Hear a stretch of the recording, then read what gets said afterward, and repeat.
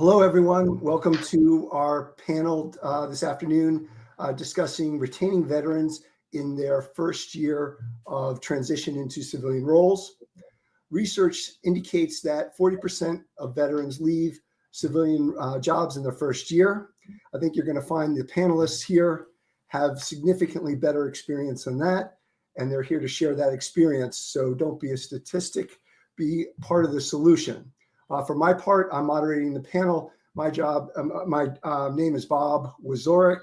I'm the chief expert of the Training and Consulting Consortium. Been involved in financial services for over 30 years, in adult education since 2006. So pleased to have the privilege of moderating this panel. I'll let the panelists introduce themselves. No particular order, but I'm just going to kind of go around the horn on as I see them on my screen. Nothing more magic than that, but we're going to start at the top of my screen for Jonathan Zimmer, JZ, if you don't mind kicking off the introductions. Yeah, absolutely. Thank you, Bob. So my name is Jonathan Zimmer. I'm the National Program Manager for City's Military Officer Leadership Program. I'm also an alumni of the program. I had the opportunity to kind of take the reins about 7 years ago. We've been working to continuously expand our growth in veteran recruiting and hiring across City. I'm super proud to be here as a veteran myself, a former program participant, and now current program manager. Thanks for having us, Bob. Great. Thanks, JZ. Thanks for that introduction. And Ken, if you don't mind following up. Hey, thanks a lot, Bob. It's good to be here this afternoon. I'm Ken Mays, honored to serve as the Employee Relations Manager at Syracuse University's esteemed Daniello Institute for Veterans and Military Families. I've been with the program for about almost 7 years here, and with our dedicated mission to support our nation's military talent pool, I work closely and collaboratively with employer partners to create traditional and non-traditional pathways to employment. I'm also a graduate of the Onward to Opportunity program at the IVMF, a retired veteran serving 26 years in the United States Army, and I have a strong connection to the Society of Human Resource Management, and I look forward to talking with you all today. Thanks, Bob. Awesome. Thank you, Ken. Anthony, if you don't mind continuing on. Sure. Thanks, Bob. Great to see everybody. And I just want to thank, on behalf of JP Morgan Chase and our Military Veteran Affairs Office, for having us join this amazing panel today with my gracious colleagues. My name is Anthony Chiocci. I lead the Military Pathways Development Program here at JP Morgan Chase in North America. I've had the opportunity of working at JP for 7 years, right after my service in the United States Marine Corps.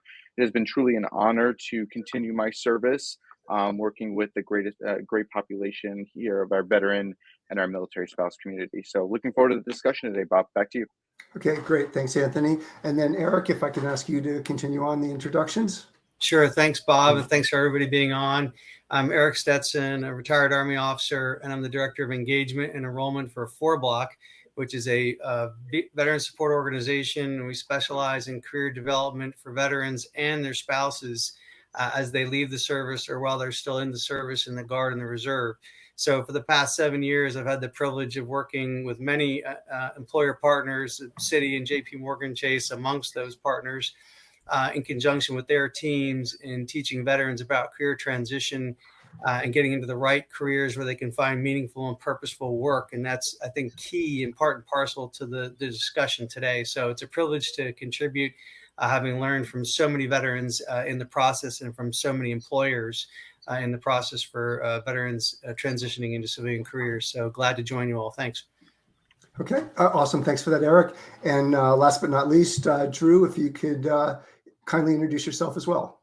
Thanks, Bob. Good afternoon, everyone. My name is Drew Mogren. I'm a vice president at Goldman Sachs in the Management Reporting and Analytics Group. Been doing that for about 8.5 years. Before that, I worked in the veteran nonprofit space, the Veterans Entrepreneurship Boot Camp, an MPO for sort of a TAP assistance program.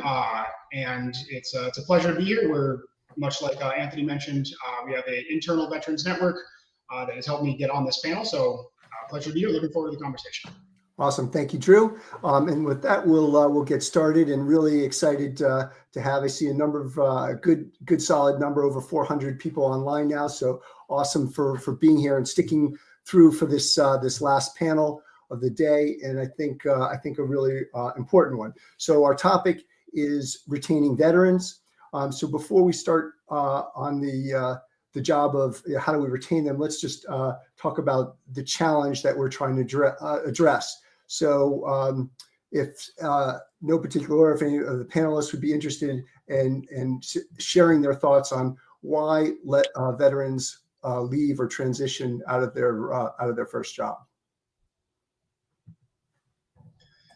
All right. I'm happy to get us started if Thanks, Drew.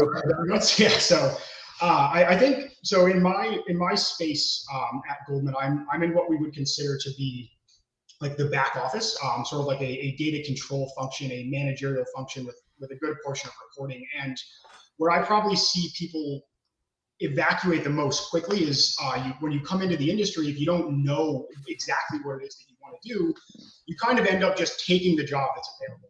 And in a lot of cases, I think when this panel has met previously, we discussed, coming out of the military, there's a real meaningfulness to the work you do. In a lot of cases, you're actually saving lives. So when you move into the finance and then the corporate civilian sector, I think what happens to a lot of people is you realize that you're just sort of performing a function. There's not this immediate growth. You don't see bottom line revenue of the firm. You're not driving stock price, and you're just kind of doing this role. And that can be very, very disheartening if it's not clear to you from the organization exactly what that impact is.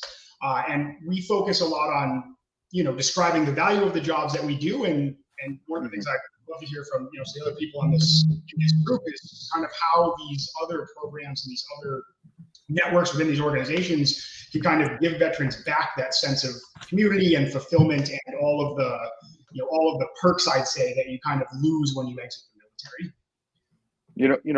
Bob, it's very similar to what Drew said here at the JP side, right? My colleagues here on the line have mentioned that some of them have been in veteran development programs when they've gotten out of the service and came into the corporate setting.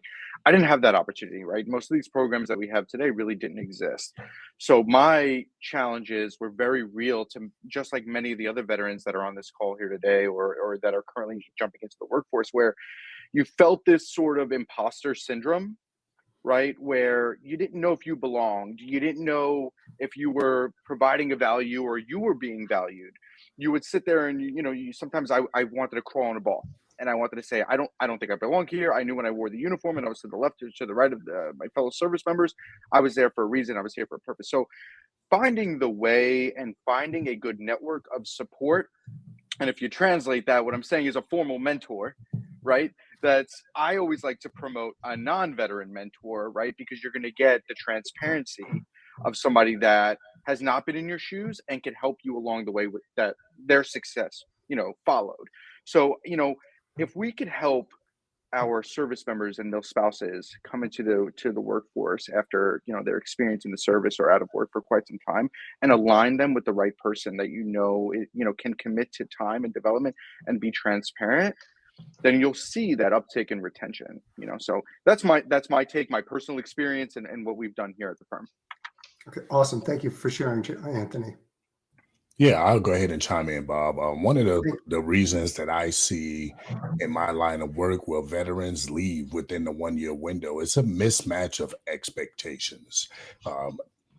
They look at the company, they do a little research, and their expectations are, I'm going to receive X, Y, and Z.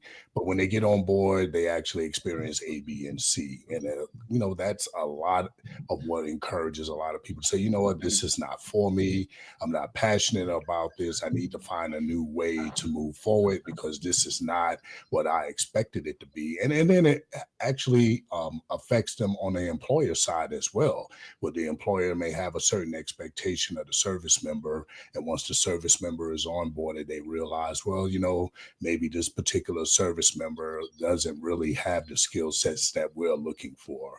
And that's one of the key areas that I see as the reason for vacating positions within the 1 year window. Awesome. Thank you, Ken. I appreciate you sharing that. Eric, you look like you're nodding away. No, I really appreciate the comments of the other panelists, especially with Anthony Chiachi, who was talking about mentorship. And I agree wholeheartedly. One of the things we tell veterans in the 4-block program is find a non-veteran mentor out there, because you've got to be able to explain yourself in regular old English that people can understand versus speaking DOD or branch, specific language. And if that civilian can understand what you're talking about and what you mean, then you're on the right path and you can learn a lot from that person who's not a veteran. At the same time, what organizations can do is have their veterans in their ERG sponsor, so to speak, or mentor veterans who are new to the company to help them get their feet on the ground and boots on the ground and understand the environment better and better for success early at the organization.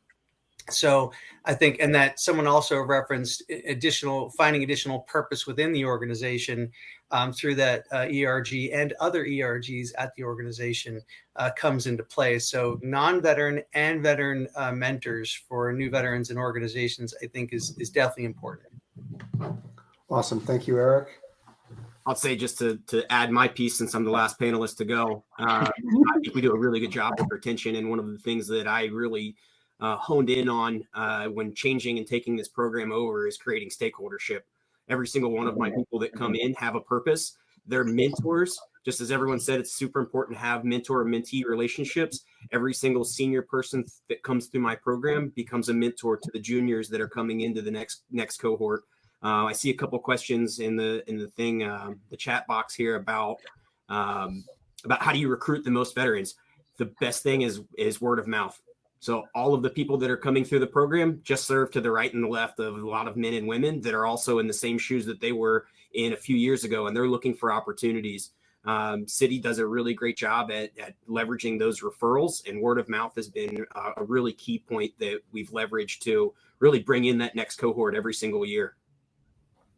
I think Ken raised a good point for that question as well. It is the transparency, is the setting of expectations. And I've talked to a lot of recruiters where it feels a lot more like a sale. You want a body, and oh great, I'm going to go work in finance. I'm going to be trading stocks all day, and you get there, and it's you're going to looking at documents and make sure that you match the regulatory environment, whatever it happens to be. And it's not to say that there aren't people coming out of the service who would be excited about that and match that that sort of personality. But I think it's imperative as a recruiter to be as clear and sort of meet us halfway as we're working to transcribe these military resumes into civilian speak, sort of do the other thing and really look for those parallels. Like where can what MOSs should you be looking at who are going to have these kinds of skill sets, whatever they are, and have a version of that job described as as simplistically as it possibly could be, so that you get people who from day one are excited about the role that you've given them. Okay, awesome. Thank you, guys. All right, so let's talk about solving the problem here, or solving the challenge here, because I know all of you have much better experience with your veteran programs than what would be the broad statistic. So my question that I'd throw out to the panel is, what does your firm do to retain veterans? So what active steps that perhaps some of the audience can model after your accomplishments in terms of retention of veterans? Sure, Bob, I can go. I think the uniqueness of City's military officer leadership program is very important to helping to retain veterans. What we do, instead of assigning people continuous roles while on program, to have one in-designed person, is allow them to explore, give them the opportunity to pick their rotations through networking engagements, through simple exploration while on program, and really help them overcome that, hey, I found a place where I want to work, but what do I want to do here? City's very unique. We have a lot of different options in regards to that. So our flexibility has helped us keep people on program. Every single person that's finished our program has found a post-program role. And that a little ability to be flexible has been really important, because I forget who made the mention earlier. A lot of people come out and they don't really know what they want. They're looking for a job and they're taking that first accept. So with the rotation ability, if your companies have that option, giving them the ability to try 3 different jobs helps them find the one job that they're actually looking for. Jonathan, you hit. Oh, I'm sorry, Ken. No, you sorry. go ahead, Anthony. Jonathan, I mean, you hit the nail on the head, right? I think the larger the organization, the harder it gets, right? You have to be able to reach every single corner of the organization. It's all of its lines of businesses, its job families. So I always think, and even though we have established programs and We have established and successful metrics, right? Success stories, right? Our veterans are going to be successful no matter what, and so are our military spouses. They're the ones who tell the stories, right? And that's just how they're built and how they're bred, and raised while their time in the service. But we also have to tackle another challenge, right? And that's the buy-in from the business. In financial services, there's a lot of roadblocks, right? There's a lot of why shouldn't we hire what we normally hire? Why shouldn't we just go to the B school that we typically go to and handpick the folks that we want there? Well, you could do that, right? But we're going to then maintain the status quo, right? We have to think outside the box and showcase to the senior leaders and executives at the firm and all different businesses of why this population is so intriguing, right? And it really showcasing their intangible skills, right? We don't have to have a skill set for everything. That's the one thing that I learned very quickly here at JP Morgan Chase was you don't have to be the smartest guy in the room. You just have to be the one willing to try the hardest, right? So if you have that mentality, the talent will come and the hard work will come in the success. So it's getting the buy-in. You have to be a salesman. You have to be, be in the business development, realm of what we're trying to complete. Kenneth, I'm sorry for cutting you off. Go ahead. Oh, not a problem, because my statement caveats exactly on what you're talking about. That buy-in. I told you I'm perfect, Kenneth. Yeah, there you go. I love it. Right. So, that buy-in really, it aligns with employer readiness. Although the IVMF is more of a talent development program than an employer, what we actually do is a significant amount of research. We have a dynamic research team, and through the work that we've done with the Society for Human Resource Management, we've really highlighted something that is known as the employee life cycle. And this is very important because it alludes to what Anthony was talking about, getting buy-in, and that's the employer readiness stage of the employee life cycle. And the next part is the talent acquisition. What are you doing to attract the talent? And then once you attract the talent, what are you doing as far as hiring and onboarding is concerned? Now, you have the individual, they're working, they're doing great things, or maybe they're not doing great things.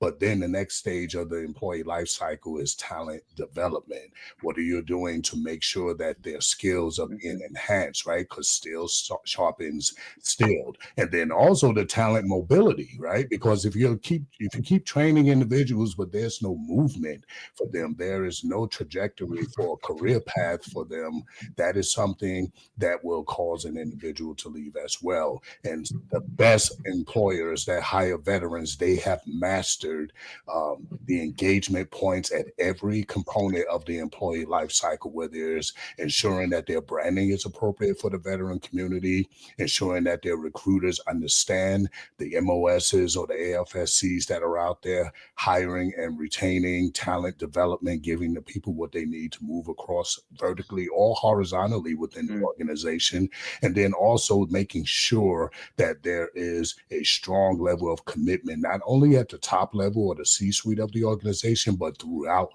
the organization, especially in that frozen middle, which is your first line supervisors.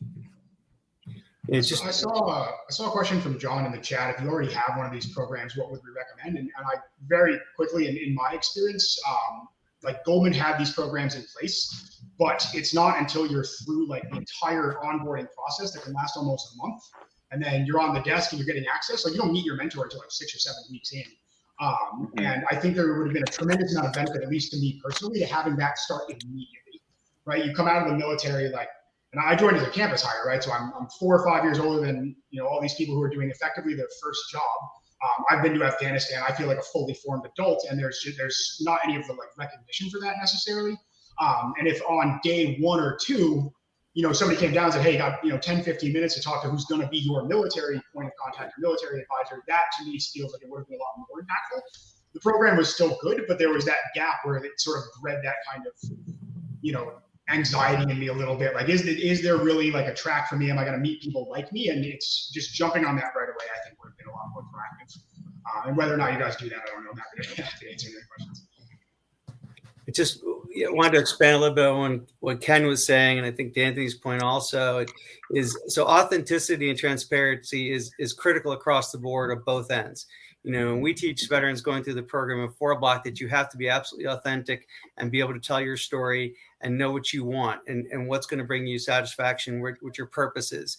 And so when you're transparent and you have that authenticity when you're talking to an organization, and the organization is very authentic and transparent with you about the job and the career path, you have a much higher degree or a chance for a good fit versus that first job for that veteran being like the first pancake in the pan. It gets thrown to the dog, right? Or I eat them in my household. But anyhow, now you can do all of those things the best way and right, and still not have the optimal fit for a veteran at an organization. But if you saw the talent there and you understand the capacity of that veteran and their soft skills and the talent they have, that internal mobility is key. And that's, through the mentorship and the support internal to the program, let's figure out another place where this veteran can really leverage their ability and excel and develop. And so I think that's a really important aspect to veteran development once you get them into the organization, in addition to trying to make sure it's a good fit right off the bat. And that's transparency both ways, right up front. Yeah, I'd like to add on something that Drew mentioned as well. And he talked about onboarding for 2 to 3 weeks. Well, some of the best companies out there, they really understand that onboarding is continuous, right? Orientation may be a week or two, but onboarding is something that should exist throughout the entire employee's life cycle in that organization, whether it's entry level, mid level, or senior level onboarding, because onboarding is not limited. It's just like, especially with service members, they're used to getting evaluated every 30 days or every 90 days. It's important that employers understand that constant feedback is necessary in order to ensure that the service members within their ranks are doing well and understand what their expectations are. Just want to, Ken, could 100% absolutely agree. I'm seeing in the thread and the conversations and questions, discussion about MOSs or military occupation specialties and codes. And for recruiters and employers, understanding that, I would say just as important, maybe more important, is understanding the story of that individual. Because I can bring you an E4, E5, enlisted person who was a truck driver, and you don't want them for their truck driving skills. You want them for the other skills they developed in the service: leading, risk management, performance analysis, evaluation, counseling, the other skills they developed, leading other soldiers or airmen or sailors, what have you, even at a very junior grade and age. We're talking about veterans who are 22, 23, 24, who have had 6, 7, 10 direct reports and been responsible for everything that they do. So my caution to folks out there is look past the MOS and the code that person had in the service to understand the full depth of their preparation, the skill and the experience that they bring to the table. There's some tremendous assets they bring in addition to the formal education and training that they've had. And so for organizations and recruiters and non-veterans to understand that better and better, allying with veterans at your organization in your veteran ERG is important. Allying and participating and supporting veteran support organizations that are out there helping with this transition process is important to gain that learning, that understanding, and calling on the veterans at your organization to be part of that process for the onboarding, reviewing resumes, interviewing, internal mobility and development, mentoring. All of that leads to greater success for hiring veterans and retention of veterans. Excellent, thank you. And also, just Eric, to pull off your the chat, I caught in the chat, I flagged that there was a question asking for a little bit more detail or specific things it could do in terms of mentoring, specifically for veterans. And if I heard the panel so far, we heard about having potentially 2 mentors, one that has a service background and then one that had perhaps an industry-specific background, so that you had that both dynamics. But if the panel would any other tips or tricks that you might suggest in terms of a mentoring program for veterans? Yeah, I can chime in on that real fast. I think mentorship is extremely important, and I am a advocate of mentorship. But in addition to mentorship, I think there has to be a strong understanding of the difference between a coach, a mentor, and a sponsor, because you need all three, right?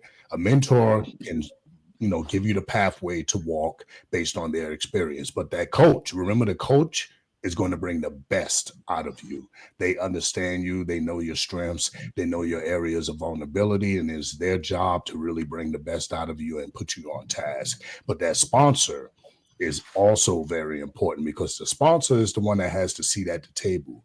They are the advocate for you. They are the one that go to bat and say, yes, Bob is worthy of moving up within this organization. So although mentorship is extremely important, especially the non-veteran and the veteran network, I will also add that having a coach and a sponsor is also important. And it doesn't have to be within the organization. It can be external of the organization as well. I think I You nailed it, Ken. I would have to totally agree. We are structured very similar to that. And the advocacy piece is extremely important, because you need someone that's senior enough to have a seat at the table to advocate for these veterans, because it's not always just about finding the right person, but it's about finding the right spot for them. And sometimes you have, as a program manager and as a program participant, it's a very bottoms up push, where you're constantly selling the program and you're constantly selling the participants, but you also need the bottoms down focus from the top to say, this person may only have 1 to 2 years worth of experience, but they have this amount of translatable skills that will be good for your organization. Have that influence on those hiring managers post program, as well as for rotations and other opportunities for veterans. That advocacy piece is huge, but absolutely nailed it, Ken. Yeah, I also like the idea of treating the mentorship as sort of a pipeline, where when you come in, like, expect that you're going to have this sponsorship and the coaching and the mentorship, but sort of make it clear that the expectation from you as a veteran is that in a year or 2 years, you will be that mentor. And at least for me personally, it was good to have when I started the network and the support, but I didn't really start to get invested until I was mentoring people, until I felt like, other people were dependent on me to be this representation. And that sort of filled that sense of duty in me. So the idea that you can kind of treat it like a separate kind of career trajectory, right? Like, you join in your first few months, expect that you're being mentored, and then maybe you're collaborating. But by the end of your first year, I expect to be able to put you in front of new hires and have you sort of be the face of this. And I think that, especially coming from the military, where, like you said, I mean, some of us were 23, managing groups of 6 or 7 people. That kind of ability to connect with people underneath you and feel a sense of impact carries a lot of weight to it, irrespective of the job. There's an additional important aspect of this for employers to know about veterans.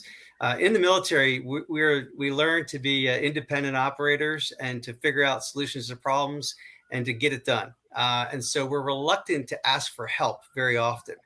And so we have to learn to ask for help when we come out of the service, and learn to ask questions. And this is what we teach in our program. And so if you have a veteran, you've got to set up a system, a program where they understand it's appropriate, desired, and wanted that they ask questions so they can come up to speed as quickly as possible to operate inside of your organization.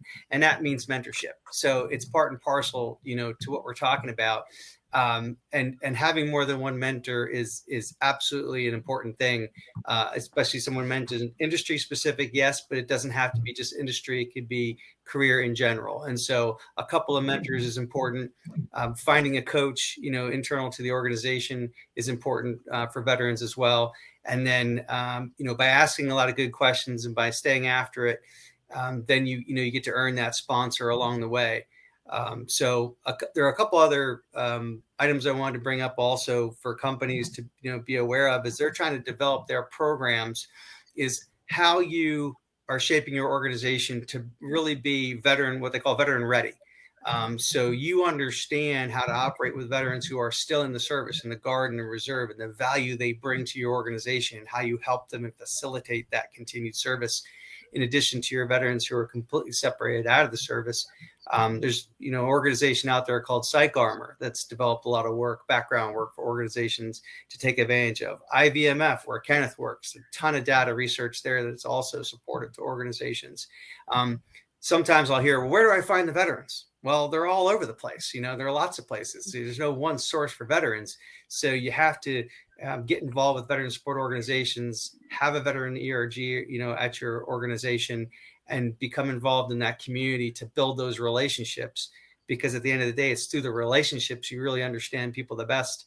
And this is also what we're teaching veterans as they are trying to build their networks and relationships in corporate America. So it's definitely a two-way street, and there's some things right there that corporations can do to enhance their ability to make those connections. Awesome. Thank you, Eric. Okay. So we've been, Ken, you were talking a lot about, the need for continuous development, which I'm a big fan of. So maybe if you throw it out to the panel of what types of things or how do you use training to support the veteran community, and sort of what do your firms do in terms of training and development of veterans? So at the IVMF, one of the key things we focus on is what some people call them soft skills. We call them power skills, right? Those are those intangible skills that veterans are known for: the leadership, being on time, being able to take the lead in the absence of leadership, being able to, to mentor, to coach. That those things are unique to the veteran community. But another important part of the development process that I see is veterans definitely have to understand how they are being evaluated when it comes down to determining whether they can get into an organization or not. And then during our previous discussion, we talked about IQ, the intellectual quotient, which is extremely important because the IQ, or the intellectual quotient, is a combination of traditional education, experience, certifications if you have them, but also a level of business acumen. You could be the best truck driver in the world, but you have to understand how you can be a truck driver at a particular company in order for you to be truly successful. That is important. That emotional intelligence, we teach that in our 3 to 4 day orientation. We speak to our service members and spouses about the value of having a growth mindset, because that is what allows you to be able to grow and open your aperture of knowledge so that you can learn a little bit more. But I think that business acumen is 100% essential, because even if you have a degree and a certification, you still have to understand how it can be applicable to a particular employer. Yeah, I know one of them, and I'm curious if the other folks in the bigger banks here have a similar experience. But one of the ways that it's very easy to sort of build this idea of like ongoing career development for Goldman is through the use of technology.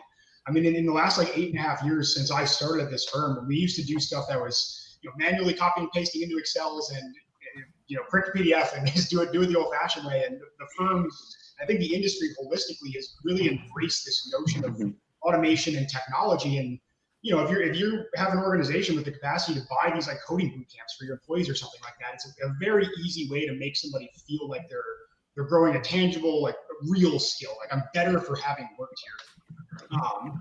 I saw real quick. So Amos asked if people are apprehensive about doing it. I ask yourself why.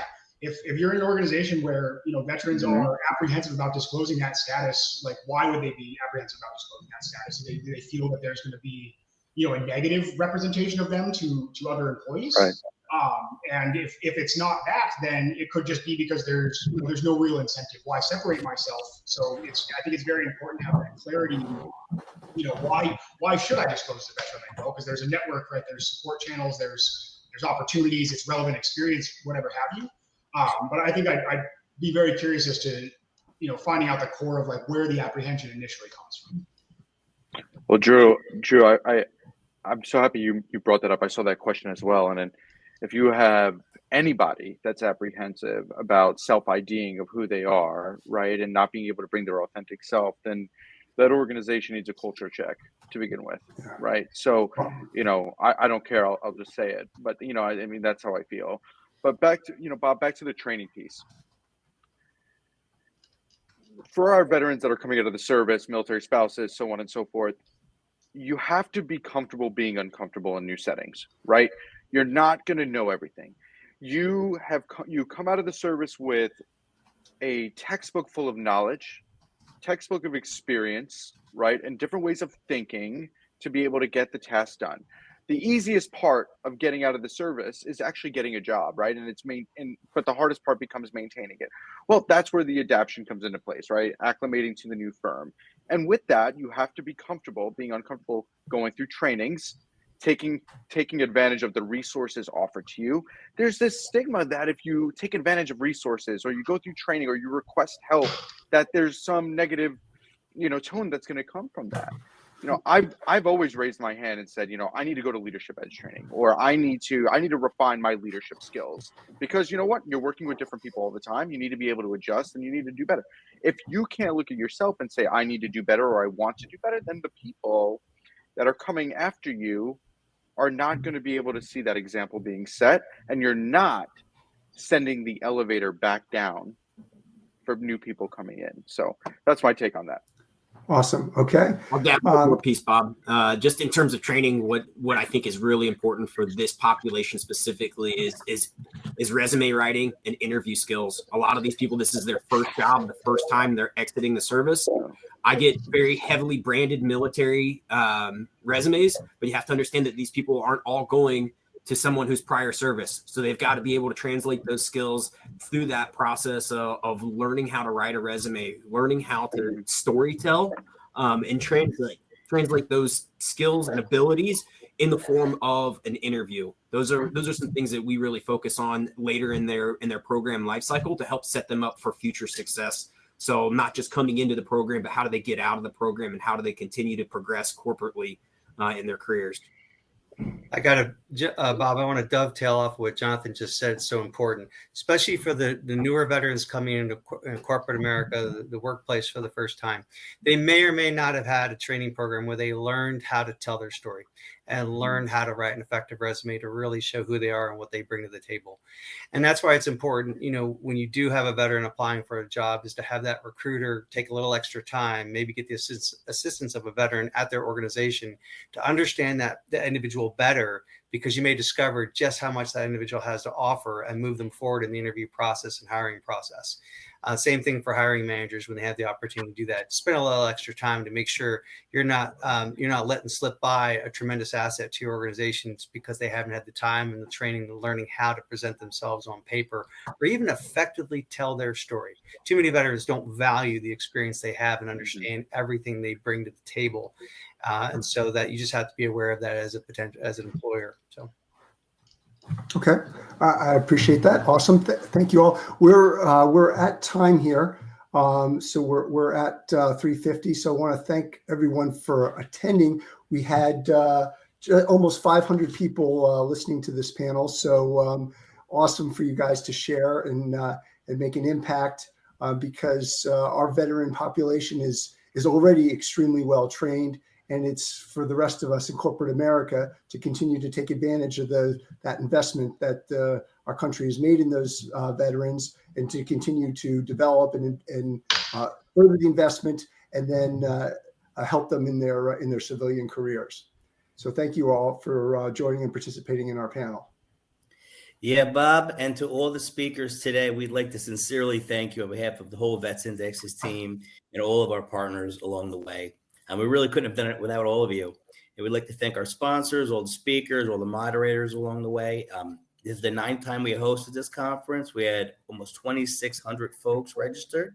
I saw over 1,100 just in the morning, and we have about almost 500 still holding strong to the end here. So really great day. A couple final parting words. We'd like to just remind you, please, if you haven't already signed up for the Vets Index Employer Awards for 2024. Which is on our website at vetsindex.com under the Employer Awards tab. And also there's a link to it in our booth here in the expo. And please mark your calendars for the spring 2024 Employing You as Vets Conference, which will be hybrid on April 11th, 2024, the Thursday. It'll be at the beautiful New York Athletic Club overlooking Central Park South, as well as on this virtual platform for those who may not be able to travel or join us in person. So we would like to thank you again. Have a wonderful day, and we truly appreciate all of your wonderful contributions today. Take good care. Great. Thanks, Nick. Appreciate it. Thank you. Thanks all.